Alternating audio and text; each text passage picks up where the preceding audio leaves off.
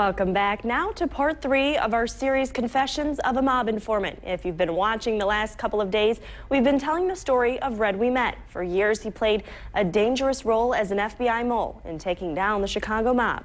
A pawn shop owner doing business in an area controlled by the outfit, We Met was forced to pay a monthly tax by the crime syndicate, and he was fed up with it. For months, he secretly recorded conversations with notorious gangster Frank Schweiss, compiling evidence for the FBI. In the final chapter of our 3-part series, Confessions of a Mob Informant, We Met tells us about those final hours as an informant testifying against Schweiss and why he's finally telling his story. I won't see it for a while. I got hit it. I gotta go somewhere. Something come up. So I don't know when I'll see this. Using underworld jargon for a gangland murder, this January 1988 recording shows Frank Schweiss detailing his mob doings to Red We Met. For months, We Met had been secretly recording Schweiss, who, according to authorities, was a suspect in several murders.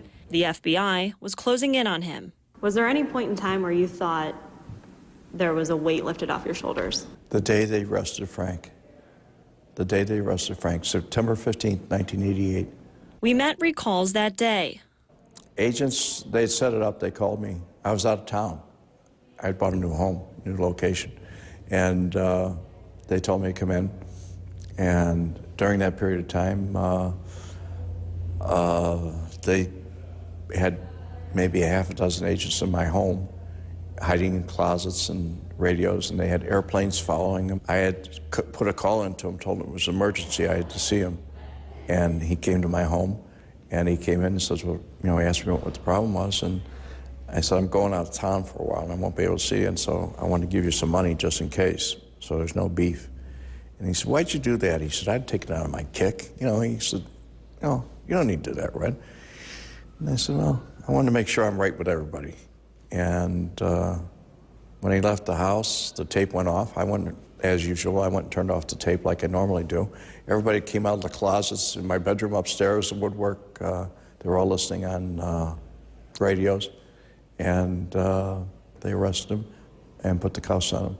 Do you think at that point Frank knew that you had a role in his arrest? No, as a matter of fact, I was told that they picked the money out. He put the money in his shirt pocket, and they picked the money out of his pocket. It was all marked. It was initialed by me, and they picked the money out of his pocket, and he said, is that all this is about? I'll be out in 10 minutes. And he got downtown to U.S. Attorney's office, and they showed him one of the tapes, and as soon as he saw the tape, they said his face went white, and he said, I want my lawyer. Did you ever have any communication with him after that? No, none at all. I don't think he wanted any, and I didn't either. The combination of the videotapes and We Met's courtroom testimony the following year resulted in the conviction of Frank for conspiracy and attempted extortion. At the age of 40, We Met began his life over again, going into the undercover division of the FBI. Until now, he's never showed his face on camera for an interview. As he begins his book tour, he says he wants to be remembered for one thing. That I cared, and that other people should care. If you see something going wrong, bring it to somebody's attention. It may turn out to be nothing, but then again, it may be something very important. Frank Schweiss died in July of 2008 in prison while awaiting trial for the murder of 2 people in Chicago's famed family secrets case. To read We Met's full story, you can find his book, Nobody Cares and What I Did About It, by going to www.redwemet.com.